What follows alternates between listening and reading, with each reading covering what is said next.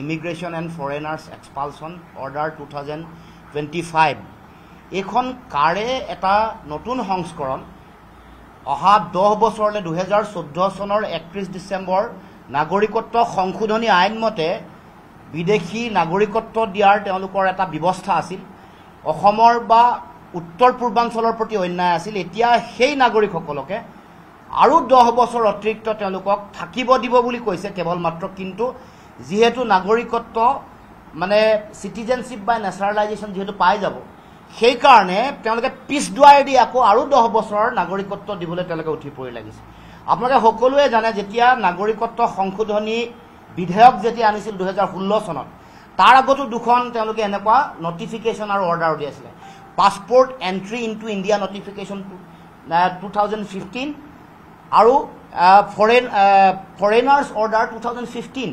এই দুখন আনি তেতিয়াই আধাৰটো প্ৰস্তুত কৰিছিলে কেনেকৈ নাগৰিকত্ব দিব পাৰে অসমক আমি ইতিমধ্যে যেতিয়া 2019 চনত কা বিৰোধী আন্দোলন যেতিয়া চলিছিল তেতিয়া স্পষ্টকৈ কৈছিলোঁ যে অবৈধ বিদেশীৰ বোজা অসমত জাপি দিয়াৰ যিটো বাট সেইটো সৰ্বকালৰ কাৰণে মুকলি কৰি দিয়া হৈছে আৰু সেইটোৱে বহিঃপ্ৰকাশ হ'ল যোৱা দুদিনৰ আগত যিখন আমাৰ নিৰ্দেশনা জাপি দিয়া হৈছে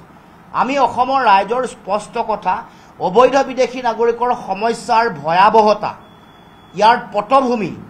আৰু অবৈধ বিদেশী নাগৰিকৰ আগ্ৰাসনে অসমৰ সমাজ সংস্কৃতি অসমৰ অৰ্থনীতি আমাৰ মাটি ভেটি আৰু ৰাজনৈতিক অধিকাৰৰ ওপৰত কৰা যিটো ভয়াৱহ প্ৰভাৱ সেইটো দেশৰ কোনো ৰাজ্য আৰু কোনো প্ৰান্তৰ লগত একে নহয় ৰাজস্থানৰ নিচিনা ৰাজ্যত 10,000 পাৰ্চী মানুহক আজিলৈকে তেওঁলোকে নাগৰিকত্ব দিয়া নাই অথচ আমাৰ অসমত 71 চনলৈকে সমগ্ৰ ভাৰতবৰ্ষৰ হৈ মানৱীয়তাৰ দৃষ্টিভংগীৰে তাৰ লগে লগে আন্তঃৰাষ্ট্ৰীয় চুক্তিৰ দায়বদ্ধতাৰ ওপৰত ভিত্তি কৰি অসমে অবৈধ বিদেশীৰ বোজা ল'ব লগা হ'ল কিন্তু তাৰ পাছত এগৰাকীও বিদেশীৰ বোজা অসমৰ জনগণে ল'ব নোৱাৰে আৰু সেইকাৰণে আমি আগৰ পৰা কৈ আহিছোঁ আমি আগতেও মনা নাছিলোঁ আজিও মনা নাই ভৱিষ্যতেও নামানো আৰু এই যে বিদেশী নাগৰিক দিয়াৰ তেওঁলোকৰ ষড়যন্ত্ৰ এই ষড়যন্ত্ৰ বন্ধ হ'ব লাগিব অসমৰ মুখ্যমন্ত্ৰীয়ে কৈছে যে কেৱল মাত্ৰ 12 গৰাকী মানুহে আবেদন কৰিছে 3 গৰাকীক নাগৰিকত্ব দিছে অসমৰ মুখ্যমন্ত্ৰীলে প্ৰশ্ন 19 লাখ ৰাষ্ট্ৰীয় নাগৰিকপঞ্জীত নাম কটা মানুহৰ কি হ'ল সেই প্ৰশ্নৰ উত্তৰ দিব লাগিব 19 লাখ মানুহৰ নাম কটা মানুহৰ তেওঁলোকে নাগৰিকত্ব যিসকলে আজি এই কা আইন আৰু এই নিৰ্দেশনাৰ যোগেদি তেওঁলোকে নাগৰিকত্ব পাব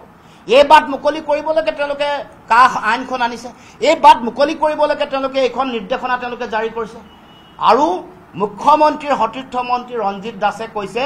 ডি ভোটাৰ 94,477 গৰাকী ডি ভোটাৰ নাগৰিকত্ব পাব মুখ্যমন্ত্ৰীয়ে কৈ থকা 12 গৰাকী আবেদন কৰিছে আৰু 3 গৰাকীয়ে নাগৰিকত্ব পাইছে এইটো এটা গুকাত মিছা কথা 19 লাখ বিদেশী যেতিয়া ৰাষ্ট্ৰীয় নাগৰিকপঞ্জীত ওলালে তেতিয়া মুখ্যমন্ত্ৰীয়ে কি ক'লে যে এই যিখন ৰাষ্ট্ৰীয় নাগৰিকপঞ্জী এখন ত্ৰুটিপূৰ্ণ এখন ইৰৰ আছে আৰু ইৰৰ ফ্ৰী কৰিবৰ কাৰণে ত্ৰুটি মুক্ত কৰিবৰ কাৰণে তেওঁলোকে ৰিভিউ পিটিশ্যন এখন তেওঁলোকে দিব তেওঁলোকে শপতনামা দিব ৰিভিউ কৰিবৰ কাৰণে কিন্তু মনত ৰাখিব আজি কুপতিলৈকে কেন্দ্ৰীয় চৰকাৰ ৰেজিষ্ট্ৰাৰ জেনেৰেল অফ ইণ্ডিয়া ৰাজ্য চৰকাৰে আজিলৈকে কোনো এফিডেভিট দিয়া নাই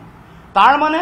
এই ৰাষ্ট্ৰীয় নাগৰিকপঞ্জীখনকো লৈ তেওঁলোকে আকৌ ৰাজনীতি কৰিব খুজিছে সাম্প্ৰদায়িক ৰাজনীতি মেৰুকৰণৰ ৰাজনীতি তেওঁলোকে বিচৰা মানুহবোৰক নাগৰিকত্ব দিব লাগে আৰু বেলেগক লৈ তেওঁলোকে সাম্প্ৰদায়িকতা ৰাজনীতি কৰিব লাগে এই গোটেই কথাবোৰ আগৰ পৰাই চলি আহিছে এই passport entry into India notification সেইখনো এটা টুল এটা অস্ত্ৰ সাম্প্ৰদায়িকতাৰ ফৰেনাৰ্ছ অৰ্ডাৰ 2015 এইটো এটা সাম্প্ৰদায়িকতাৰ অস্ত্ৰ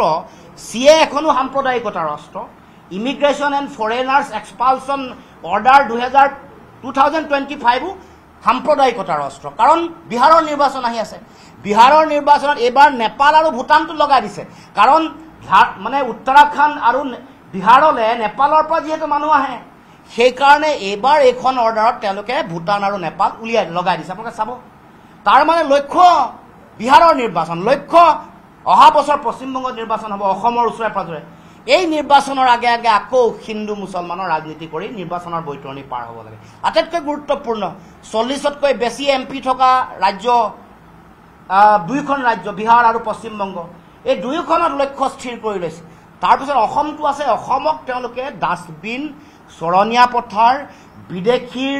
গিনিপিক সজাই মানে এটা পৰীক্ষাগাৰ বিদেশীক লৈ সম্পৰীক্ষা কৰি থাকিব আৰু তেওঁলোকৰ নিৰ্বাচনৰ লক্ষ্যটো বিহাৰ আৰু পশ্চিমবংগ তেওঁলোকে পূৰণ কৰিব গতিকে আমি অসমৰ ৰাইজৰ স্পষ্ট দৃষ্টিভংগী জোৰ কৰি দিছে আমাৰ নেতাই মেৰু বেকা কৰি মেৰুদণ্ড বেকা কৰি দিল্লীৰ ওচৰত আঁঠু লৈছে কাৰণে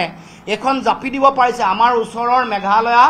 মুখ্যমন্ত্ৰীগৰাকীৰ শক্তি জাতীয়তাবাদী চেতনা থকাৰ কাৰণে দুগৰাকী এমপি থকাৰ পাছতো তাত কিন্তু কাহ প্ৰযোজ্য কৰিব নোৱাৰিলে